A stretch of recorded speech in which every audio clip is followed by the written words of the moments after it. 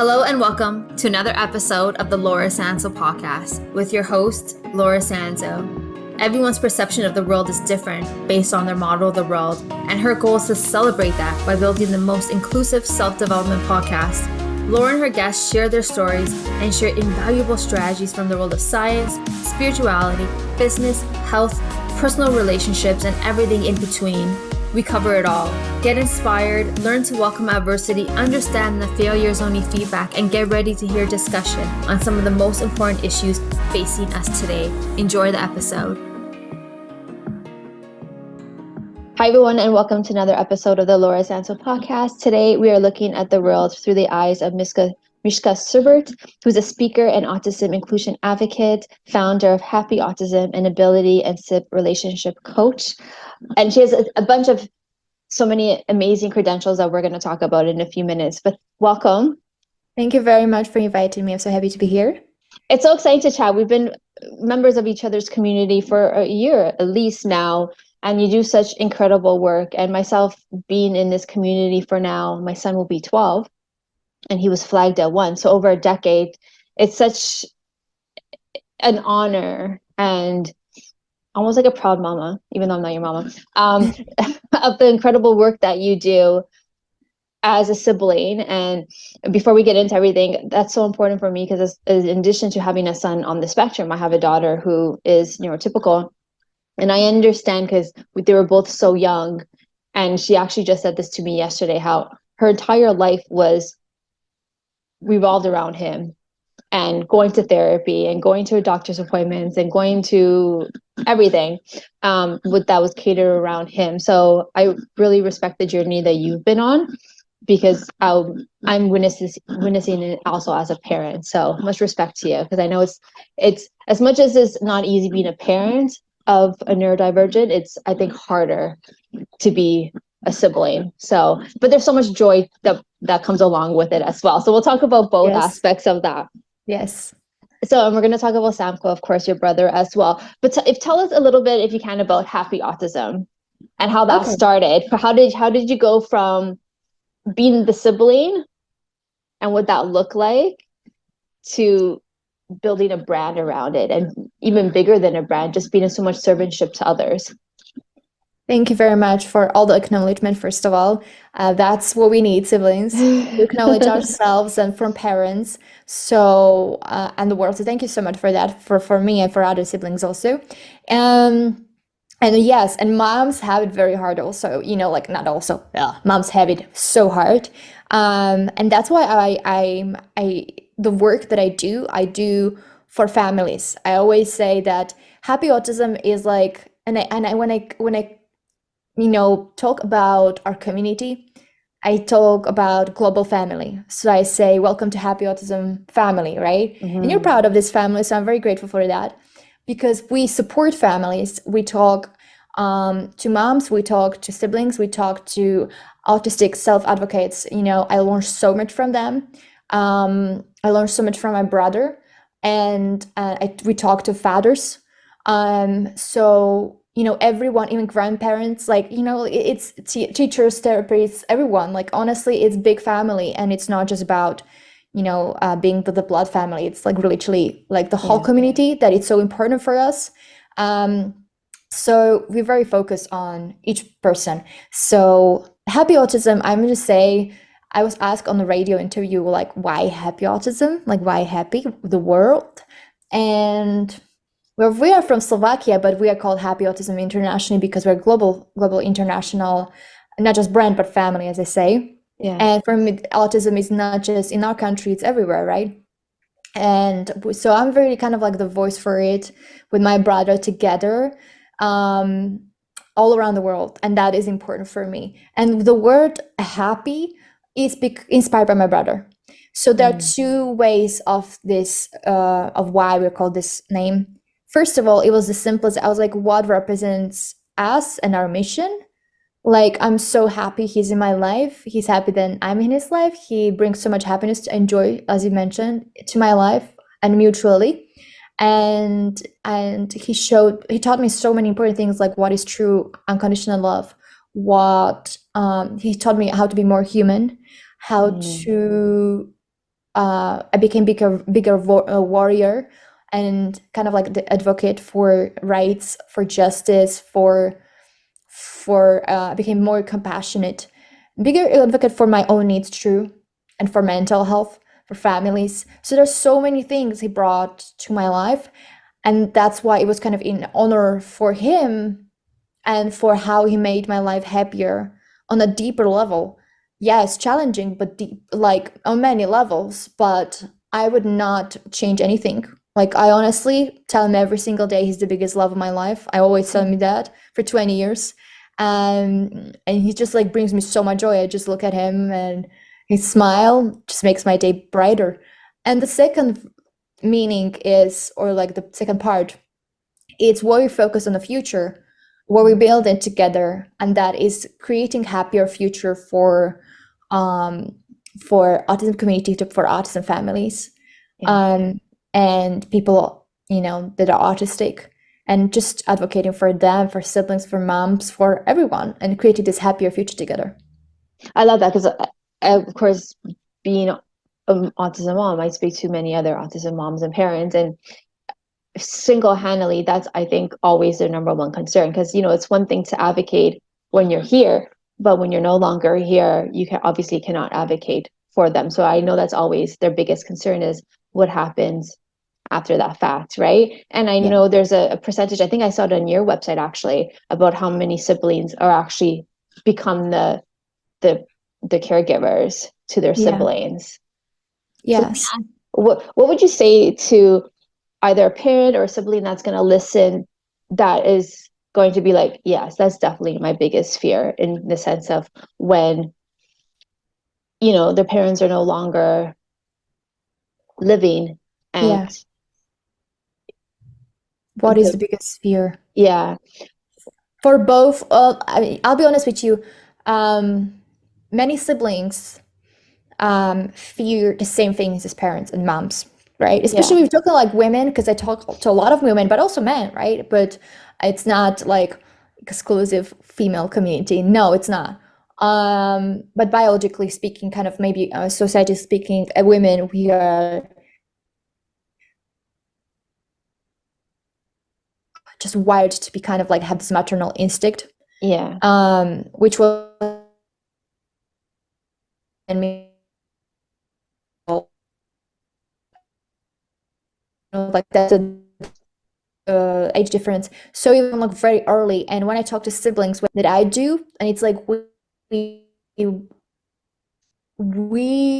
are have our siblings in the back of our head subconsciously all the time, and no matter where I am, always. So I always pay attention. Is my brother okay? Is it fine? When he's like, I was doing Instagram live with an amazing sibling who she was talking, and she's an adult, and we were talking about this, and Samko was in the room. I was alone with him at the time because my mom had to go to doctors.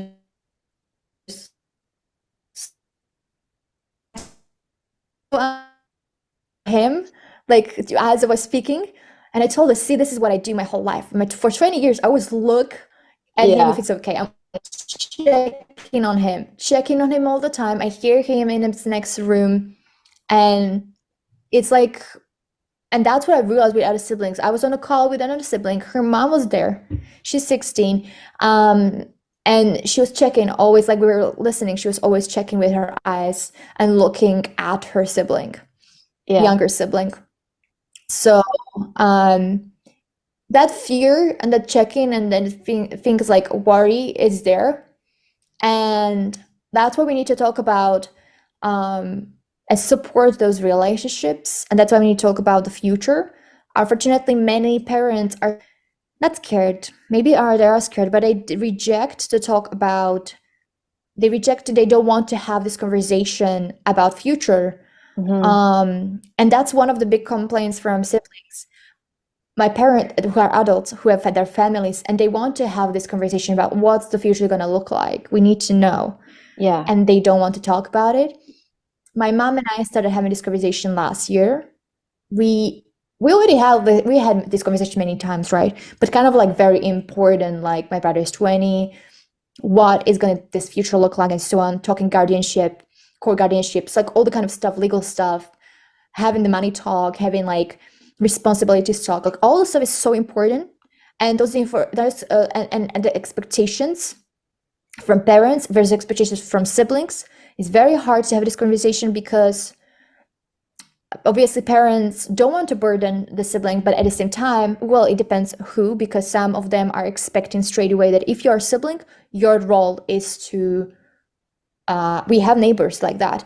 If you're a sibling, your role is to take care of your sibling for the rest of your life. Like, we don't care what you have to say, which is unhealthy because that creates resentment between the siblings. And this is not just between neurodivergent or autistic siblings. This is also between a neurotypical. I just realized. Not an easy conversation to have regardless. Yeah.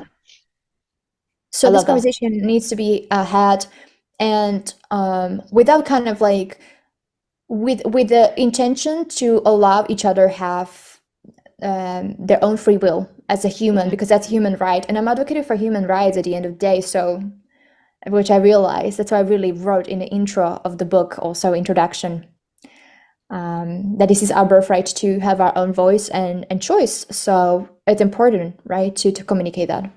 I love that you had that conversation with your mom. So you brought up the book, so let's talk about it. Book Mother's Guide to Sibling Relationships, Navigating the Sibling. Sorry, the title is Mother's Guide to Sibling Relationships, Navigating the Sibling Relationship on a Journey with Autism. So how did that come to be? It was, so first, I'll be honest with you, it's everything went naturally, but it was a very big moment for me. I was creating course, which is called Happy Autism Sibling Guide. It's for parents, to navigate this journey. And we had amazing reveals because I do also like group coaching calls on this. And we have intimate, very beautiful moments, and we go deeper into our own of the deeper stuff of traumas and pain that we project onto relationship of those siblings of the children, and so many beautiful revelations come up. It's been one of the most beautiful journey. It's not easy to do, even for me, to be so seen and to go out and talk about those stuff, but it's the most rewarding thing I've ever done, honestly, to heal and support other in their healing and happiness. And since we had this course, I wanted to make it more because the course is one thing, and since I have a group coaching call, it's very intimate and not everyone is ready. So I was realizing not everyone's ready to go so deep and to work on this together. And if you're coaching and stuff. So I told to myself, I want to make this accessible to everyone that wants to and needs this access. How can I make this accessible for the whole world and just reach bigger audience? And how can I take this information and the research I've done backed with the research? How can I find research from other specialists that have PhDs in this and are doing this work for a long time from universities all around the world? How can I support and give those needs and what our experiences kind of big check mark and saying, yes, this is legit and this is important. It was very healing for me. It was like a therapy. I had the most amazing editor from Canada, Selena Hayes, and she's got a bachelor's degree in psychology, so she was supporting me with the amazing research, but also with her kind and compassionate love, and she created a safe space for me to share those things and also to support not just myself as saying, yes, this is the evidence. If I felt like I needed an evidence for myself or for siblings to be like, yeah, it's legit. And so that's how we birthed this book together. I wouldn't be able to do it without her. And because that's why I still had to learn how to ask for help, which was one of the big lessons. And that was when I talk about this. So that's how it was birthed and it reached the whole world. Where can everyone find it in addition to your website? Is it just on the website? It's on the website, it's Amazon. So if you just search for this very long title. We'll put it in the show notes. Yes, the Mother's Guide. So it's on Amazon. It's accessible to the whole world. The book is being sold in Japan, France, Canada, America, UK, around the world. So yeah. So I want to talk about you specifically for a second. So you are a certified life coach. Yes. Trained in NLP. I know that for sure, because we have conversations about that. You're a professional international speaker and a consultant. So how do you talked about having the group coaching sessions. What does it look like how you support both parents, siblings, families of autism through your coaching, through your speaking? You do such, we talked about this in the beginning, so much incredible work. People could see more on Happy Autism website. But how do you hybrid both of them and really allow yourself to serve others and bring in all the modalities and all your training and your expertise? Yeah, that's a wonderful question. It all started kind of like building up on each other. It's first, so it was really like for me, the whole thing is being birthed as we go. And it's like aligning, and one thing is connecting to another. As I'm listening. The biggest thing for me is listening, and that's why my brother taught me through his nonverbal communication, which is fantastic, is how to become bigger listener and be more empathetic. So I hear and see things that, through this nonverbal communication in people, and I just really had to like listen, and I was listening, reading what people were saying. They were sharing, siblings started sharing stuff with me that they never shared with anyone else, and they never saw. And it was also my kind of own healing was coming out. I was starting sharing sibling diaries, which was very hard for me. It was, I think, back in 2019, 20. And it was about sharing my thoughts of my 12-year-old self, like healing my inner child and giving her voice. And feeling like I was a burden for my mom, because if I wasn't perfect, if I caused one thing like silly, maybe when I look at it now, it's a silly thing that I didn't make my bed, or like was, had a little mess on my bed. My mom had like emotional breakdown, not from this, but it was my emotional breakdown. She was so stressed because at the time my brother was being diagnosed. So I thought it's my fault that she's angry and she's stressed. And so all those kind of things and emotions I started sharing like publicly on our social media, which was a big thing. I started getting reactions from siblings saying I needed to hear this, because not even my therapist like understands this. No one understands. It's like I went to therapy and they told me I should be fine. Like, how can I have depression? How can I have anxiety? How can I have PTSD? How can I have emotional neglect trauma? Like, no one talks about this. You should be happier than neurotypical. Yes, you're neurotypical. Right? You shouldn't have any problems. And that is a big mindset. It's like you shouldn't have problems or needs, loud needs, because you don't have special needs. Your needs are not special. You have it so easy. That's so powerful. So this is big mindset that not only the society says, but also we have it imprinted in our minds, in our own minds as siblings. So it's very interesting, and that's how it all started together.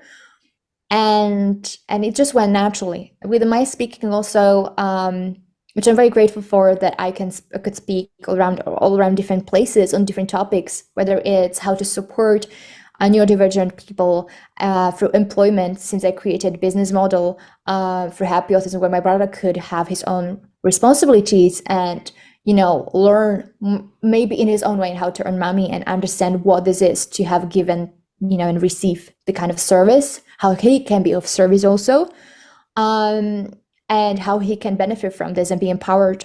And then creating non-governmental organization where we do bigger things with other big organizations like Autism Europe. We did, Autism Europe is one of the biggest associations in Europe for autism, and they have around 90 members from all around the world, 90 member organizations, and I became one of the members.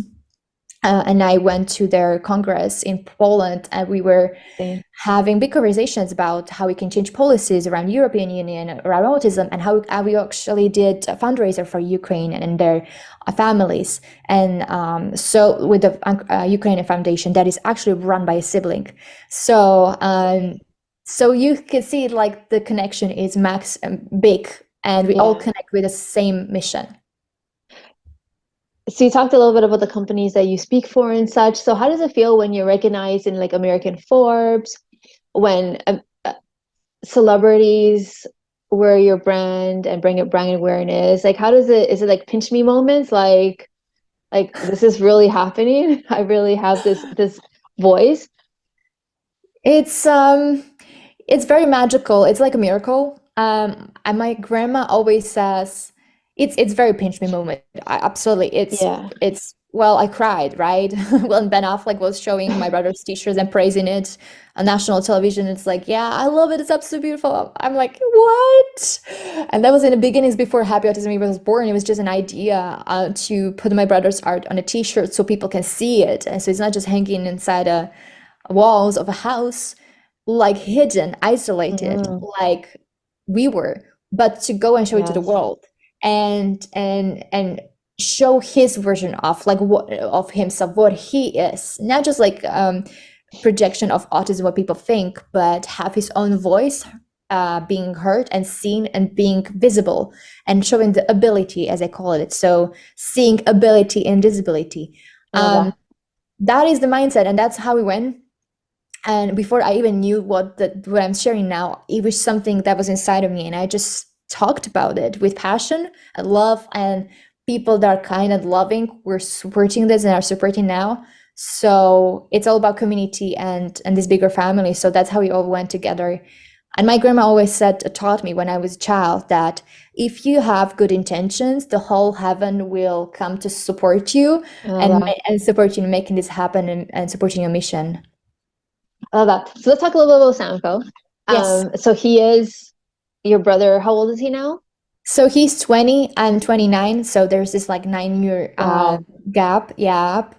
And he turned 20 and he is wonderful. Like the Samko is, and he's gonna come and say hi also. He's next door. He's listening to music. He loves watching. I heard that one of the moms taught me that this is something that other children do. So if and she felt like kind of calmer when she saw that my brother does this. Samko does one thing for everyone that might kind of like align with the same thing. So Samko is obsessed with music. Number one thing for him is music. So he's watching his superpower, another superpower is fantastic visual memory. And he's watching YouTube videos. And since he cannot read, he knows each song and video based on the thumbnail. Oh, wow. And yes, and he's always repeating the same part of the song 100 times, but he knows exactly to the second how to go back to that part of the song. Oh, And he knows exactly how to go from one video to another video. If I deleted his whole history and create a new account, he knows how to get to that song that he wants that I didn't want him to listen because it was so annoying. And he was like kind of like overstimulating him, but he's stubborn. He found his own way. So he's so smart.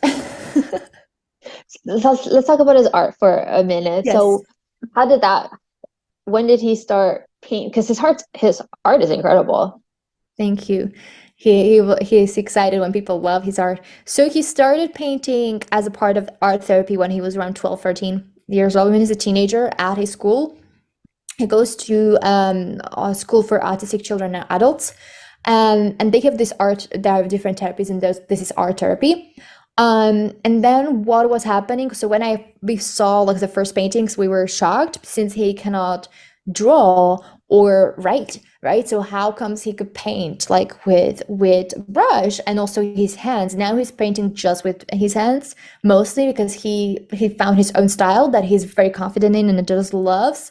And it's contradictory because he hates to have dirty hands. He's very clean. He's always like washing his hands.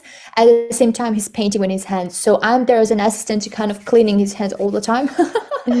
It's an amazing process, but he is the one that is the boss. And when we went through kind of like this journey of mentoring him, so I was mentoring him since I was already doing coaching, and I realized, well, let's do this. And I'm telling you why. When he started this art therapy, he then had a different teacher, and this different teacher was, and this is I always share this story because I want to empower parents always and demand their intuition. And siblings, of course, also because we siblings see many times things that parents don't have time to see, or they're too, overwhelmed and they might not see. So we are like very vocal about stuff. And I was very vocal about this because I told my mom, I want this teacher to listen to what Samko wants to do, not to what she wants him to do. So she wanted him to paint very concrete things like a leaf of, on autumn.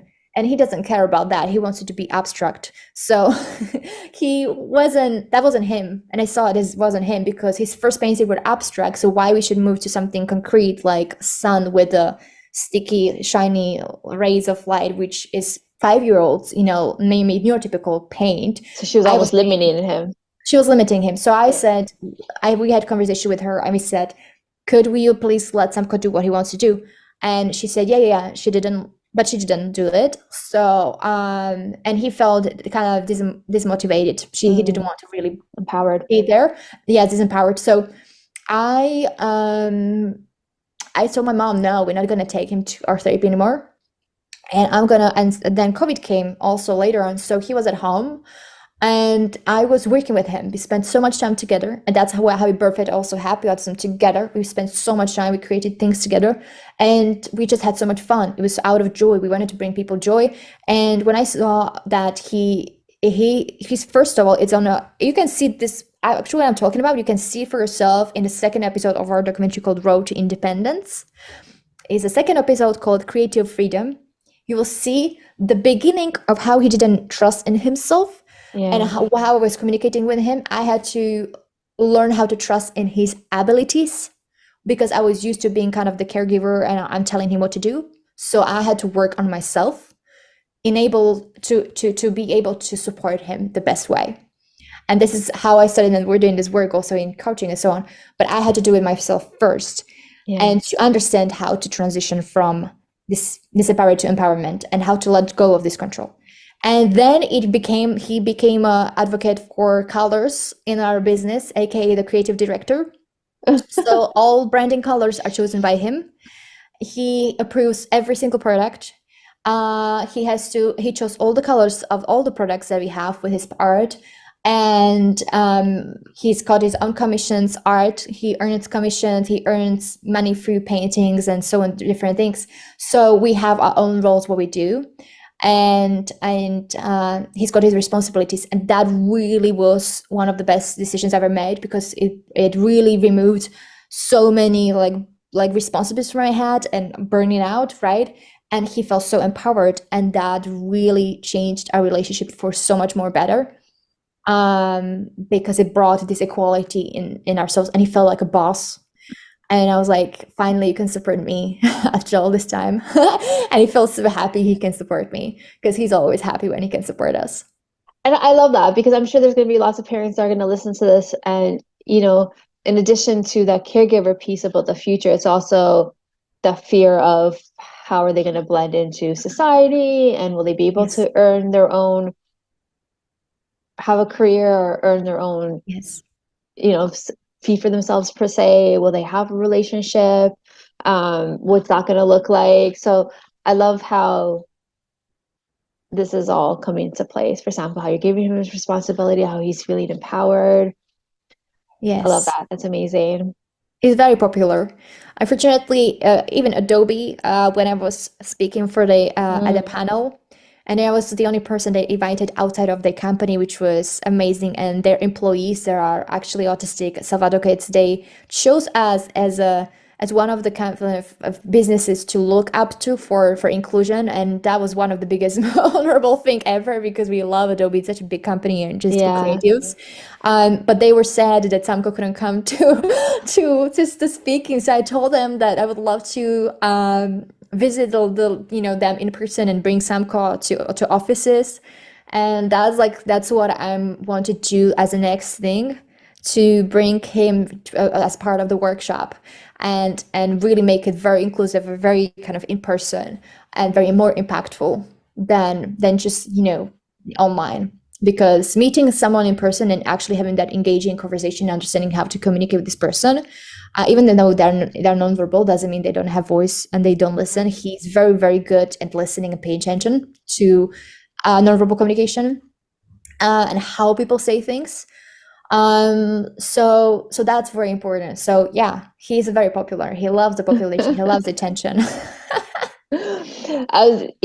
It's funny throughout the entire, I guess because we've spoken before, but it's almost like everything I'm going to ask you lead right into it.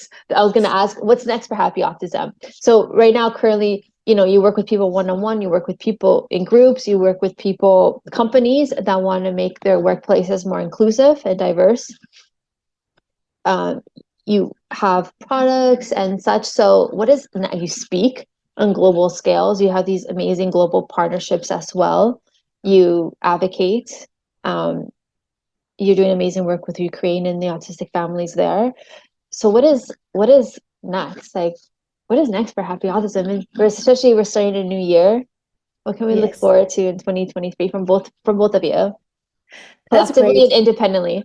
Yes, yes, that's a great, great question. I love how you mentioned all these things. Sometimes I have to look back and see what we've done, what we achieved, and what I've done with my passion and this work.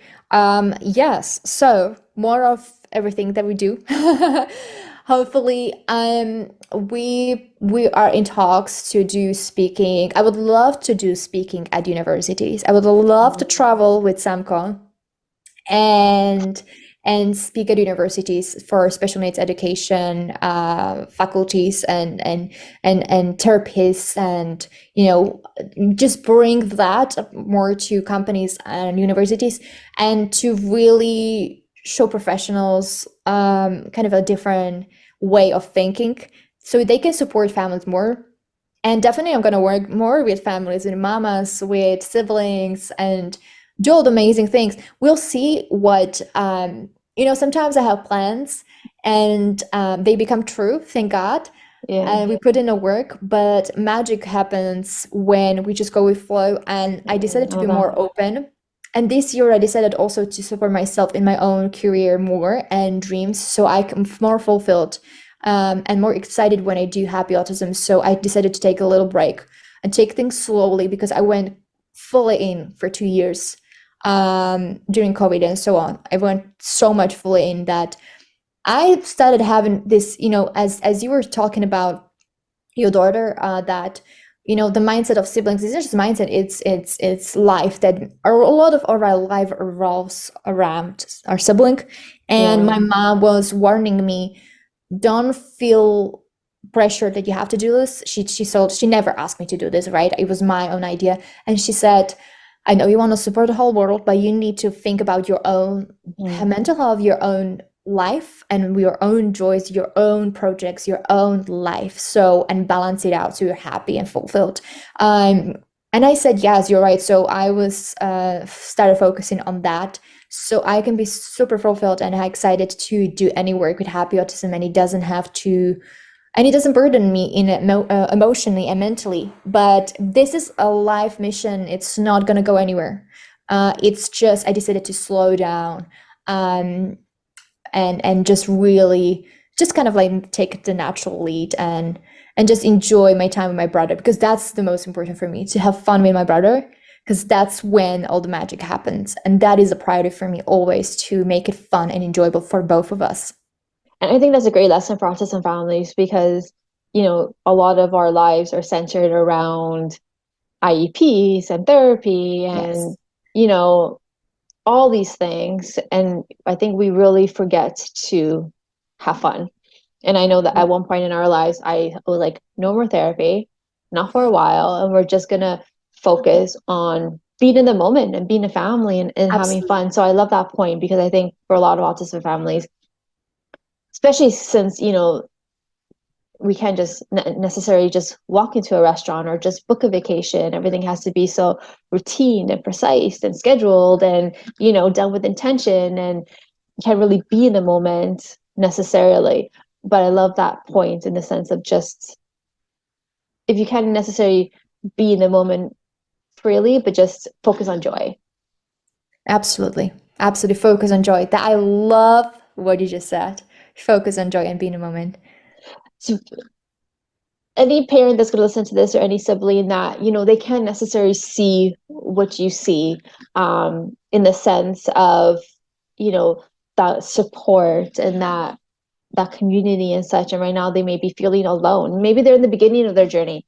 Maybe their kids are just getting diagnosed or flagged or such, more so for younger kids. Your brother Samko's 20. So let's talk to the parents that are going to listen, and they have youngins, 2, 3, 4 and such, where they're just beginning their journey. and you talked about inner child work, so I guess we'll reverse it a little bit and just be the eyes for them, in the sense of what would you say to them to let them know that it's okay? I would say one big thing that ask for help. Don't be afraid to ask help. Even though I know that some families experience this, and I understand this. We were very isolated in the beginning, but we still, ask for help. But still, we felt very alone in this. We didn't know much. My parents didn't know much, and their parents and families that don't have, they're either from separated families or they don't have support from their own families. Please still do ask for help. Find communities.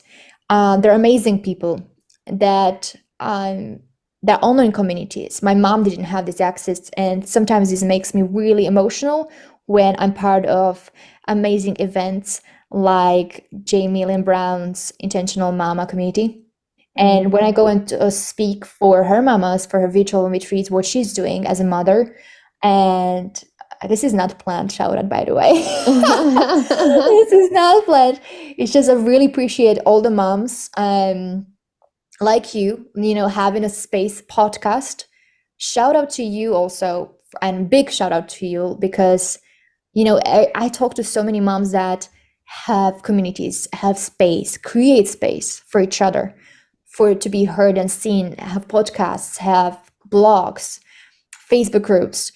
This is what we need. We need to be part of community. So that's why I talk about all about our community, because we need to have people around ourselves that understand the journey. I'm part of sibling group that is closed just for siblings. And siblings share things that they don't share with anyone else. And that's why also in my book, there are anonymous, sharings, because I know they don't feel safe, many of them, sharing this to the world. Some of them they do, and they are vocal, and they have groups. So yes, let's do this. Whether it's autism or special needs families or any disability, let's just support each other, and let's not be in these silly wars that are on internet, which are pointless, because we need to unite and not be separated from each other. And we need to listen to each other's perspectives without judgment, and just have safe spaces where we can be free to be expressing ourselves. I love that. Is there anything that we may have talked about that you're feeling called to share? No, I just would like to thank you. I would like to thank you for inviting me, for creating safe space for me, and for being such a big supporter, and for all the work you do, and for creating the space, and for creating and having and creating time to do this, because I know myself it's not easy, right, to create time to do this and have and strength. So I admire your courage, and I'm so grateful that I can be here and we're connected. Thank you. It's such an honor to hold this space with you. So tell us where we can find all this information in terms of how you work with people, both individuals, groups, and companies, the book, the art, everything. We have one place to go, which is happyautism.co is our website. And I run the website, so if there's something missing, please DM me if you want any information. So I update it. I try to update as much as possible. You will see all the stuff that we do, and yes, and if you want to ask about something that is not there but you heard on this interview, please just message me on Instagram at Happy Autism. And we always are open on our DMs. We always are responsive. So sometimes it takes that time, but we're always there. So yeah, so come and connect. We'll be happy to connect with you. And I love that you're Happy Autism across the board. So Facebook, YouTube, Instagram, your website keeps it easy, simple. Yes, absolutely. Should we get Samko and say hi? Do you think he'd be open to it? Yes. Let me call him. I'm gonna disappear for a few seconds. Okay. I'm gonna call him. He's opening the window now. I can hear that. He loves to open the window and look outside and see what's happening. So I'm gonna Well, I guess call. you aren't having the same temperatures as us here in Toronto then. So we'll let our audience know what is happening. Mishka's gonna get her brother Samko, who is going to come and say hi. If he's feeling it, if he's not feeling it. He's coming here. Okay, Samko's Okay. coming. Sadkej si nás, babe. Hi Samko, how are you? Ahoj. Hi. Dobre sa máš? Ma. Máš sa dobre? Ka. I'm asking him, is he okay? Počkaj, pozrieme ťa tu. I'm gonna show you the sentence he knows how to say. We Okay. practice it a lot, and it's hi mama, which is ahoy mama. So povedz vetu. Ajo, ma. Ajo, ma. Oj, ma. Hlasnejšie. Ajo, ma. Yay! Super! High five. Zakývajte. He's running back to his music. That's everything you've got from my brother. It's okay, that was amazing. Yes, I just wanted him to have a little cameo and just come and say hi. I love how expressive he is.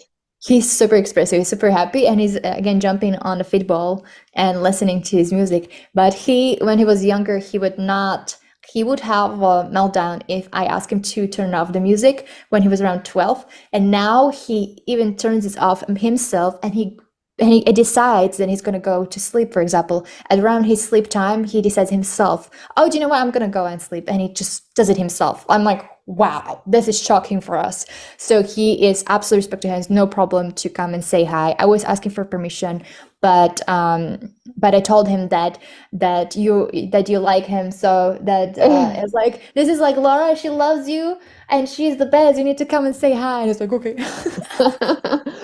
And I love how you, like, throughout the episode or through our conversation, you've made so much reference about how much he has taught you. Because I say that all the time, that, you know, we have so much to learn from them, regardless of where they are on the spectrum. Just so much to learn from them in terms of just perseverance and, you know, the things that they need to go through and such. And so there's so much to learn from them. So I love that you make so much reference to how he has allowed you to heal and grow and expand. So I love how there's that mutual energy exchange and reciprocation and such. So that's amazing. Thank you. Yes, it's amazing. And I'm very grateful that he's such an affectionate, kissy boy. He loves hugs, and his hugs are the best always. So if I was missing something in my life, he really filled my heart with so much love that I was thinking about this yesterday, even when my parents separated and so on. Like, you know, like if I had some heartache in the past or from some relationships in the past, my brother, he's there. Like, he's always hugging me and kissing me and giving me so much love with freely. That is the purest love ever. So, and you need it because you're always filling up other people's cups and supporting people and showing up for people. So your cup needs to be the most full. So, and if he does that for you, that's amazing. Yes, I honestly think his love is the purest, most unconditional, and I'm grateful for that. And yeah, he's my little bubble of joy.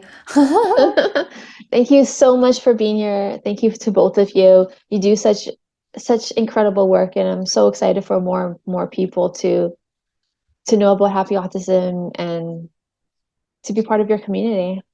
Thank you very much for sharing a space with us, and I'm so excited that Samko also came and say hi, and we were part of this, and let's connect. Yes, thank you so much. We hope you've enjoyed that episode of the Laura Sanzo Podcast. Thank you to our guests. To stay connected to host Laura Sanzo, follow her at I am Laura Sanzo or at the Laura Sanzo Podcast on Instagram. To learn more about Laura, go to www.laurasanzo.com.